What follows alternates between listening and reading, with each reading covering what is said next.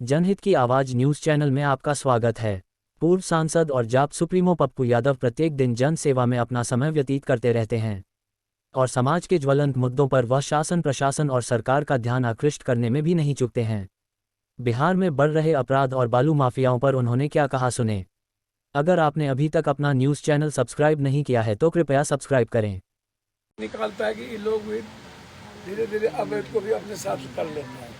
अवैध पूर्ण रूप से है, उसमें टेंडर में नहीं है। टेंडर जो होता है वो अपना अलग से अपना सिस्टम करता है, वो सब चीज़ करता है, वो अलग है। ये अवैध हो गया जो पूर्ण रूप से दादागिरी है, दबंग है। क्या करेंगे उसको? क्या करना है? क्या करेंगे? ऐसे फंसे ऐसे हो गया।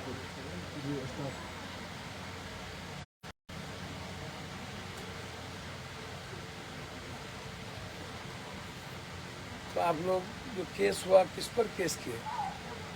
यही जो अपराधी है उन्हीं गैंग पर नाम दिया।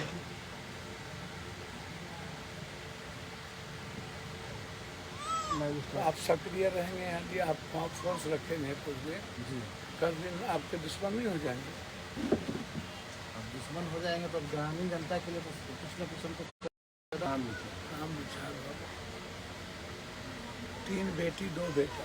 जी, 3 बेटियाँ हैं। हाँ 3 पैसा भी लोग बच्चे हैं। इनके पास कितनी जमीन होगी? ज़्यादा से ज़्यादा 1 बीघा 2 बीघा। हाँ, लगभग नहीं, उतना भी नहीं होगा। लगभग जो दीरा में ज़मीन होगा जी, मेरे ख्याल से बहुत ज़्यादा ज़मीन किसी के पास होगा। तो अब एक भाई पर 2 बीघा 2.5 बीघा 3 बीघा से ज़्यादा तो नहीं होगा। इनका तो आओ इनका भी आओ 200 लोग देते हैं। बहुत पहले ही से भी गरीब आदमी है। शुरू करें।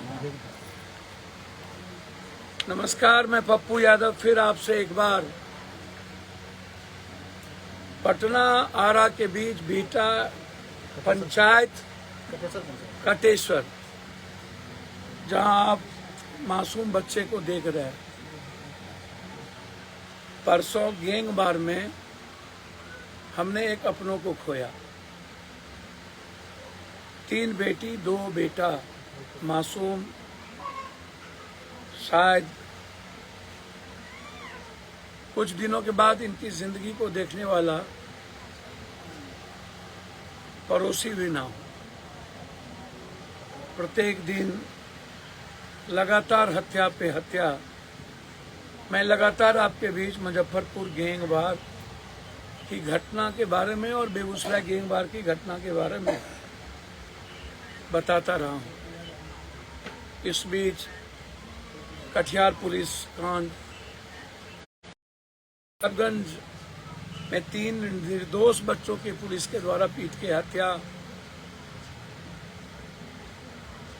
दरभंगा में दंगा के नाम पर गांव में घर में बिना महिला पुलिस के प्रवेश कर नंगा करके महिलाओं को पीटने की घटना, और इस बीच लगातार मर्डर। मैं आज गाजीपुर के घटना के बाद और कह करके मार देना, और आज नीलेश मुखिया की हत्या, जमीन माफिया, बालू माफिया, शराब माफियाओं के द्वारा। कुछ दिन पहले यही नीलेश मुखिया जब सुरक्षा को लेके जा रहे थे तो एक वीडियो वायरल हुई थी राइफल और रिवॉल्वर की, और आज 7 गोली दिन में दिग्गा थाना से सिर्फ 200 मीटर दूर अपराधियों के द्वारा उन्हें गोली मारी गई। मुझे तो उम्मीद नहीं है कि वो बच पाएंगे। रैपिड एक्शन फोर्स लगी हुई है, और 2 दिन पहले इस पंचायत के एक राजेश्वर राय जी, राम विचार राय जी, जिनकी हत्या बालू माफियाओं के दहशत फैलाने के कारण गांव पर अंधाधुंध गोली चलाने की प्रवृत्ति से कर दी गई। यह कोई अचानक नहीं होता है। आप लोग लगातार बालू माफियाओं के किस्से सुनते रहे। मैं 84 से 84 में मुखिया बना था। दुर्भाग्य सौभाग्य से मुझे बाहर से आना नहीं था। मेरी पढ़ाई दुनिया के लिए हो रही थी और मैं बिहार आ गया। तब से लेकर के पटना का केंद्र बिंदु राजनीति का मनेर रहा है। इस इलाके में मैं उस समय में हम आते थे जब राम नगीना बाबू, राम जयपाल जी, राम लखन जी, क्या ऐसे सामाजिक सुरमाओं ने समाज को बांटकर कई सारी चीजें, कई परिस्थितियों की राजनीति यहाँ चलती रहती थी। मनेर कहावत है कि हमेशा से संपन्न, प्रबुद्ध और पढ़े लिखे जादवों का एक जगह था। लेकिन अब मनेर बेटा, जो आप जानते हो, ये एजुकेशन का हब, फैक्ट्री का हब लगातार बनने के प्रयास में है। मैं ऐसा महसूस करता हूँ कि जो यह इलाका है मसौरी के किस्से आपको याद होगा। नक्सल का ये इलाका रहा है। हम लोरिक सेना की बात करें या हम कुर्मी सेना की बात करें, उस वक्त जब बेलछी की घटना घटी थी, उस वक्त हम बक्सर जेल में बंद किए गए थे। 9 महीना मुझे नजरबंद किया गया था। उसके पहले से लेकर के आज तक इस इलाके में एक छोटी छोटी सेना, कहीं पर कुर्मियों की, कहीं पर जादवों की, कहीं पर भुनियारों की, कहीं पर राजपूतों की, इस तरह की कई किसान और सामाजिक कारणों से सेना बनता चला गया। और लगभग पटना के यह इलाका,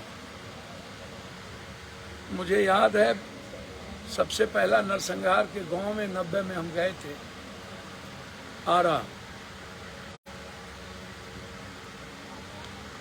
और लगातार जब जब नरसंहार हुए तो रात के 2 बजे हम पहुंचे। 90 के बाद और 90 के पहले का इंदिरा गांधी के आना याद करिए, और सारी उठा करके पानी में इंदिरा गांधी का हाथी से जंप करके चलना एक नरसंहार हुआ था दलितों का। तब से लेकर के यह इलाका नरसंहारों के लिए जाना जाता है। 2 साल पहले सिपाही राय और फौजी के बीच गैंगवार हुई थी। कोरोना के पहले याद कीजिए, मैंने उस वक्त भी यह सवाल किया था, जब हम पूरे भारत और बिहार के हर अस्पताल में हम जा रहे थे, जब रेमडेसिविर और ऑक्सीजन की पूरे देश में कमी थी। मेरे लिए एक ही सवाल था, इंसान को बचाना। ना मेरे मुंह पे पट्टी थी, ना मेरे हाथ में ग्लव्स, और हर लाश को हम उठाते थे। उस वक्त की ये घटना, जब मैंने आपसे सवाल किया था कि कब तक, डेहरी ऑन सोन के सोन से लेकर उससे दूर, और पहाड़ के गिट्टी से लेकर सासाराम, औरंगाबाद, गया, जहां आज भी पानी पीने के लिए लोग तरस जाते हैं। आजाद हिंदुस्तान के बाद हम पानी पीने के लिए डेली हम धरना देते हैं। कुछ दिन पहले हम गया में पानी के सवाल पर धरना दिए थे। लगातार 84 से लेके आज तक 40 साल सड़कों पर किसी न किसी इशू को लेके लाठी खाना। सदन में मगध के पानी के सवाल को लेकर के कितने बार हम लोगों ने बंद किया।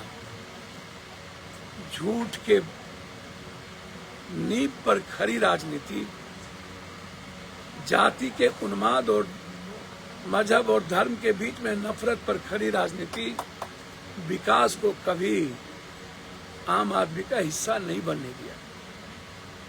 ना तो एजुकेशन, ना तो हेल्थ, ना तो जस्टिस, ना तो राइट ऑफ वर्क, ना राइट ऑफ एजुकेशन, ना राइट ऑफ वेल्थ।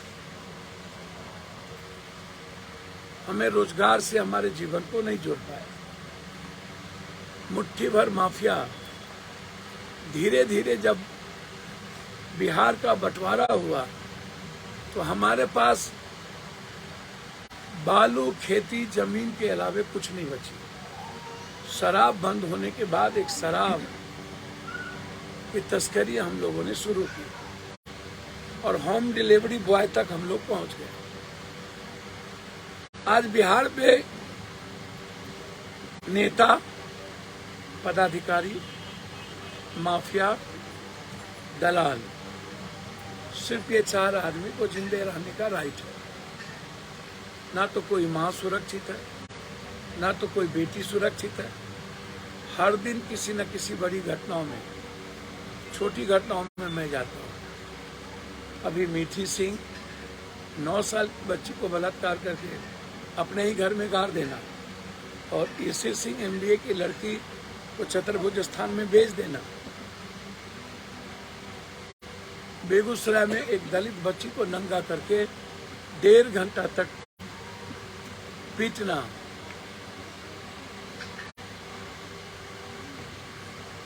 डेढ़ करोड़ लगभग मजदूर बिहार से 14 करोड़ में बाहर जाके मजदूरी करना।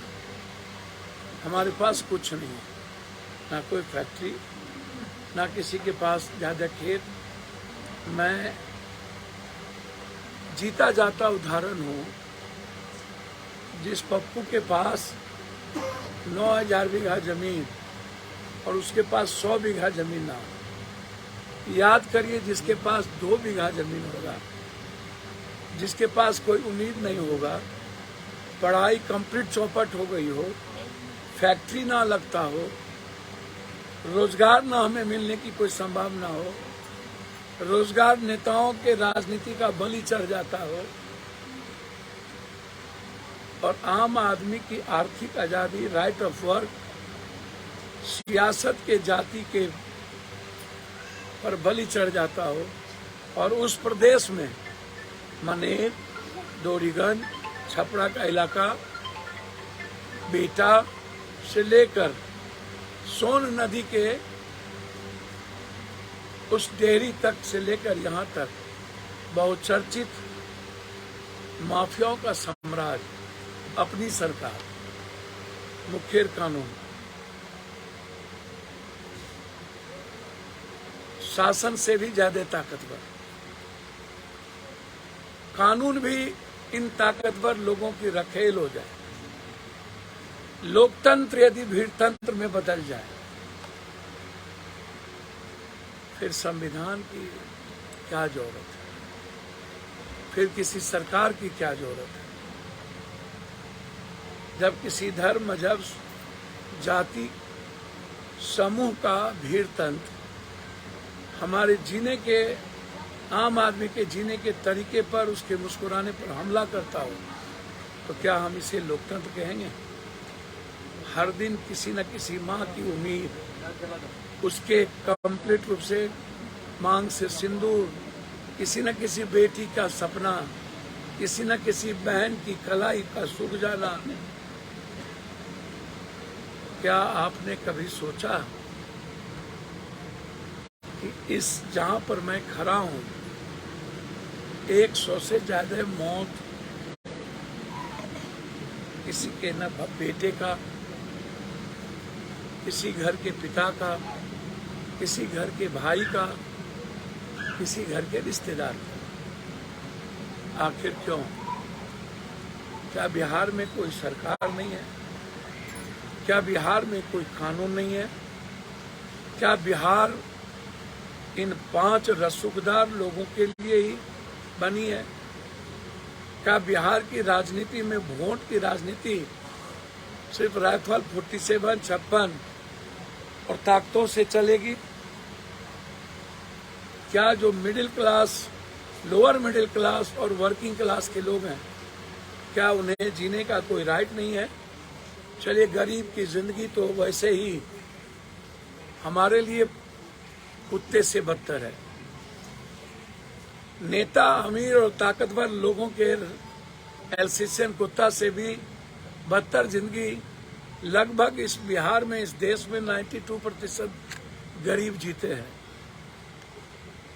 अब किसान तो रही नहीं, या तो बटेदार, या तो बंधुआ मजदूर, या तो दहाड़ी मजदूर, या सिर्फ किसी तरह एक बच्चों पर कट्ठे में जमीन की हिस्सेदारी। हम इसको किसान नहीं कह सकते। और किसान का भी मर जाना, किसान भी बिहार से चौपट, पूरे भारत में किसानों की उम्मीद ही खत्म कर दिया भारत सरकार ने। और बिहार में सारी फैक्ट्रियों का खत्म हो जाना, हमारे पास दूध के अलावे, फूड प्रोसेसिंग के अलावे कुछ नहीं बचता होगा।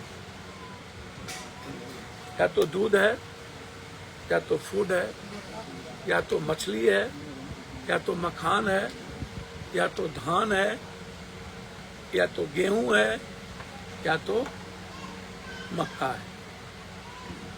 कहीं मक्का, कहीं मखान, कहीं माछ, कहीं दूध, कहीं आम, केला, लीची उत्पादन करने वाला इलाका। लगभग जो काश्तकार है उसके पास फसल अब नहीं के बराबर है। सोचिएगा,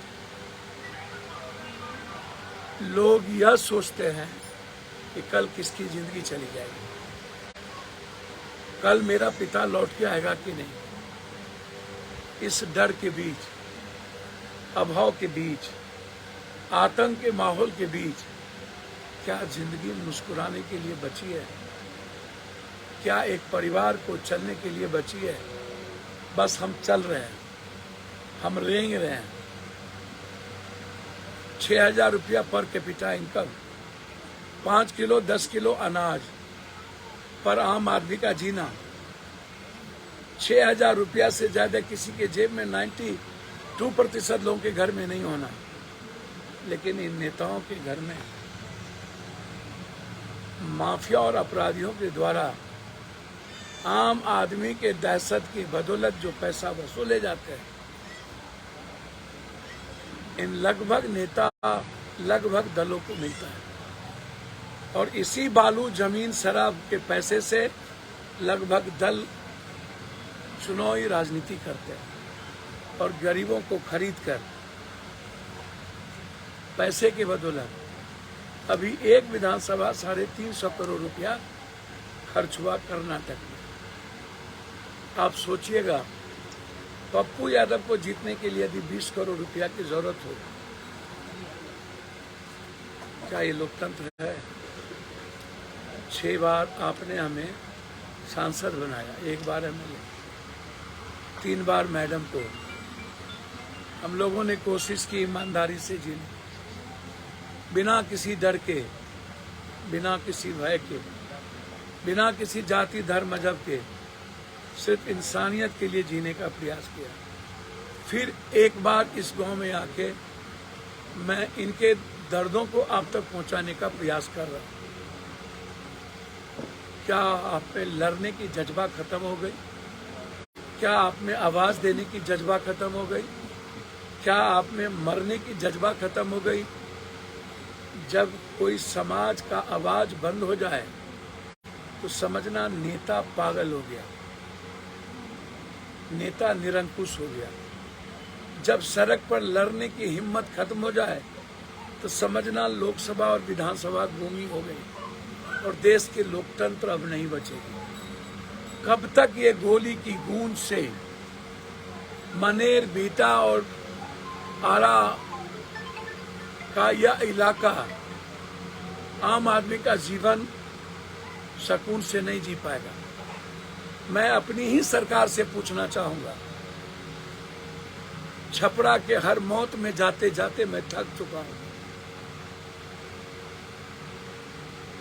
इतने मुखियाओं की हत्या, लगभग 4 दर्जन से ऊपर मुखिया, जिसमें 3 दर्जन से ऊपर मुखिया के गांव में जा चुका हूं। हमारी सरकार के कान पे जू क्यों नहीं रही? मुजफ्फरपुर नॉर्थ बिहार का सबसे बड़ा हॉट, हर नेता साम्राज्य कायम करना चाहता है मुजफ्फरपुर, मेरी साम्राज्य इस पर हो। उसी तरह कुछ नेता बालू पे साम्राज्य कायम करना चाहते हैं, कुछ माफिया अपना आधिपत्य चाहता है। भगवान जाने नौ वाले को क्या मिलता है क्या नहीं मिलता होगा। कभी नौ में गोली मार के पानी में डुबा दिए जाते, कभी नौ को काट के डुबा दिए जाते, लेकिन कभी भी मेरी सरकार इस सॉल्यूशन को नहीं ढूंढती है। क्या सरकार से कोई ताकतवर इस दुनिया में हो सकता है? आखिर सरकार की नीयत इतनी खराब क्यों है? सरकार की नीति इतनी खराब क्यों होती है? किसी भी नेताओं की इच्छा शक्ति मर क्यों जाती है? आखिर इस एमपी एमएलए को क्या जो कंप्लीट कायर, कमजोर और निपुंसक टाइप के हो, सिर्फ घरियाली आंसू बहाने के लिए राजनीति करने के लिए जाए? उसके पास लड़ने की जब सत्ता होती है, जब एनडीए की गठबंधन थी ऊपर से नीचे तक, तब भी सैकड़ों लाशें गए, तब भी घरियाली आंसू ये बहाते हैं। क्या हम लोग ऐसी व्यवस्था को नहीं बदलना चाहिए? यह सवाल है मेरा। क्या इस परिवार को 20 लाख रुपया नहीं मिलेगा? कब तक 47 एक साथ 400, 300, 500 का ग्रुप 2 थाना, 3 थाना, 4 थाना आने की हिम्मत नहीं जुटाता है? जब तक दिन में 300-400 एसटीएफ ना आए, किसी की औकात नहीं है कि हम नदी के उस पार, नदी के बीच में जाकर उससे लड़ने की को चैलेंज कर सके। कई बार पुलिस के साथ इनकाउंटर, कोई परवीन बीरू, कोई अवनीश, कोई सिपाही, कोई फौजी, कोई ढेरू, कोई गेरू, कोई शेरू, कोई डेडू, समय समय पर इस तरह के नामों को सुनते हैं। और अताइयों का तो अंत स्वाभाविक है, हो के रहेगा। बदलने वाला व्यक्ति ही दुनिया बदलता है, बदला लेने वाला नहीं। बदला लेने वाले का इतिहास दुनिया में मिट गया है। हमेशा बदलने की तारीख तय करता है इंसानियत की खुशी और उसकी मुस्कुराहट को। मैं आया हूं उस व्यक्ति से कहने कि आप अकेले नहीं, जो अलाउद्दीन के चिराग है। आपने कोई ऊपर से लिखा के नहीं आया है। आपके गोली पर आम आदमी की जिंदगी लिखी हुई है और किसी और गोली पर आपकी जिंदगी ना लिखी हो, ऐसा तो नहीं है ना। जाना तो आपको ही है, जाएंगे भी आप, लेकिन हम अपील करते हैं कि आप किसानों पर जबरन अपनी ताकत का एहसास ना कराएं। दुर्भाग्य है कि मैं सरकार का हिस्सा नहीं बन पाया हूं। भगवान से मनाइए कि मैं कभी एक बार हिस्सा बनूं, या तो मैं रहूंगा या तो आप लोग रहेंगे। रात के 12 बजे से सुबह तक यदि बिहार के सारे अपराधी और माफिया को जब तक मैं नहीं मिटाऊंगा, तब तक अन्न और पानी पप्पू यादव के मुंह में नहीं जाएगा। मेरी लड़ाई कंप्लीट रूप से इस बिहार के आम आदमी के लिए, इस बिहार के बेटी और माँ के लिए, इस बिहार के आने वाले पीढ़ी के रोजगार, उसकी जिंदगी के लिए, जहाँ डर न हो, जहाँ हर लोग आजाद हो, जहाँ हर बच्चा पढ़ना चाहता हो, जहाँ हर बच्चा 40,000 रुपया कमा सके। हमारी लड़ाई ऐसी व्यवस्था के खिलाफ है। मैं नीतीश कुमार जी से आग्रह करूंगा और विशेष तौर पर लालू यादव जी से कि क्या आप दोनों आदमी के घर के बगल में पटना में लगातार हमारे ही लोग मारते जाए। सरकार भी मेरी, 3 दर्जन से ज्यादा मुखिया भी मेरे मरे, लगभग मौत हमारे ही घर में, हमारे ही समाज में, या तो यादव, या तो ओबीसी, या तो दलित। बलात्कार की घटना भी लगभग कमजोर और गरीबों के घर में, किसी औरों के घर में नहीं। क्या आपके मन पर असर नहीं पड़ता? आपको क्या लगता है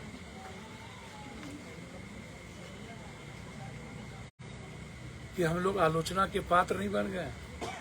हम लोग के साथ लगभग जाति नहीं छोड़ दिया?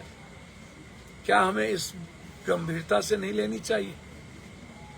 कब तक आप पुलिस के हाथ को बांध के रखेंगे?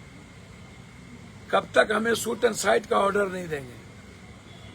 कब तक ये गैंगवार मुजफ्फरपुर की चलती रहेगी और हर पत्नी का पति और हर माँ का बेटा, हर बेटा और बेटी का सपना मरता रहेगा? कब तक पुलिस की जुल्म होगी? कब तक आम आदमी के घर के बच्चे अभाव में जिएंगे? यह सवाल मेरा है। लालू जी, नीतीश जी, मैं आपसे हाथ जोड़ के आग्रह करता हूं, चित भी मेरी, पट भी मेरी।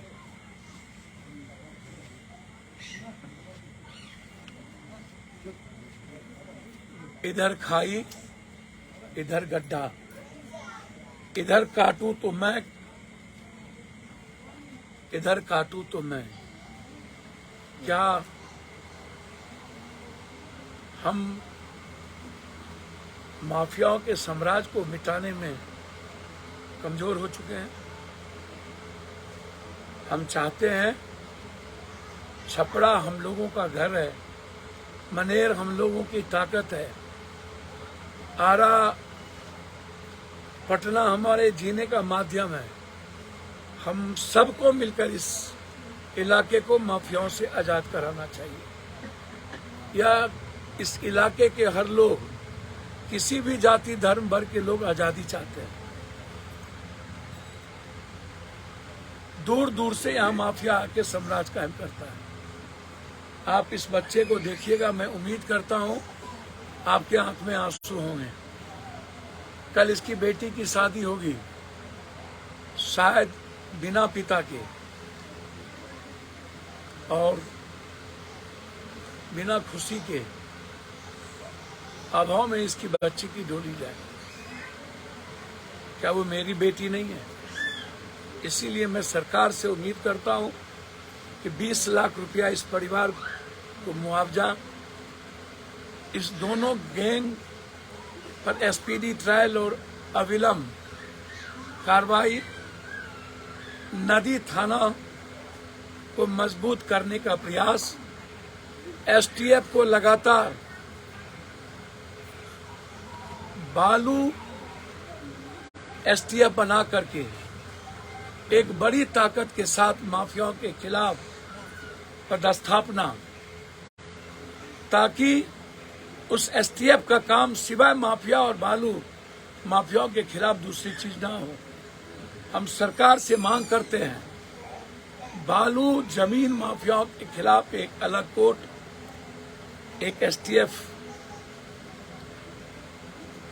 बाहिनी की अलग पुनर्गठन, ताकि आम आदमी का खेत पर जबरन बालू काटकर उनकी जिंदगी को खत्म ना किया जा सके। एक तो हम गेहूं के अलावे मेरे पास कोई उम्मीद नहीं थी, अब तो उस खेत में भी हमारे पास कलाई, कभी कलाई होता था, गेहूं, फिर कोई एकाध फसल छोटी मोटी हो गई तो हो गई, उसके बाद दूसरी कोई फसल की उम्मीद नहीं।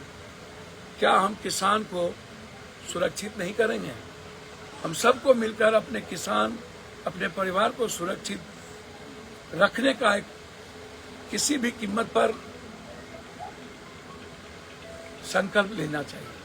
हम इस संकल्प के साथ इस गांव से जाएं कि हम जब तक इस गांव की पूरी हिफाजत, इस इलाके के लिए एसटीएफ की प्रतिनियुक्ति और लगातार रात दिन पेट्रोलिंग की व्यवस्था, मजबूत पेट्रोलिंग, छोटी मोटी पेट्रोलिंग नहीं, मजबूत पेट्रोलिंग जो इस 300-400 को लड़ने की हिम्मत पैदा कर सके, ऐसी पेट्रोलिंग की व्यवस्था, ताकि हम लोग दिन और रात अपने बच्चों के लिए अच्छी सी कमाई करके एक परिवार को समृद्ध बना पाए। मेरा आग्रह है कि अविलंब या तो वो मरे या नहीं तो जेल में डाल के 3 महीने के अंदर स्पीडी ट्रायल हो, फांसी की सजा हो और इस इलाके की सुरक्षा की व्यवस्था संकल्प के साथ आगे बढ़े। मैं इसी व्यवस्था के साथ पुनः मैं थोड़े देर के बाद आपसे नीलेश राय की घटनाओं के साथ कुर्जी अस्पताल से मैं आपके साथ खड़ा रहूंगा। बहुत बहुत धन्यवाद। मेरा प्रणाम हृदय से आप स्वीकार करें। शुक्रिया। सभी प्रकार की खबरें और विज्ञापन के लिए संपर्क करें लोकेश झा। Phone number 8222903098।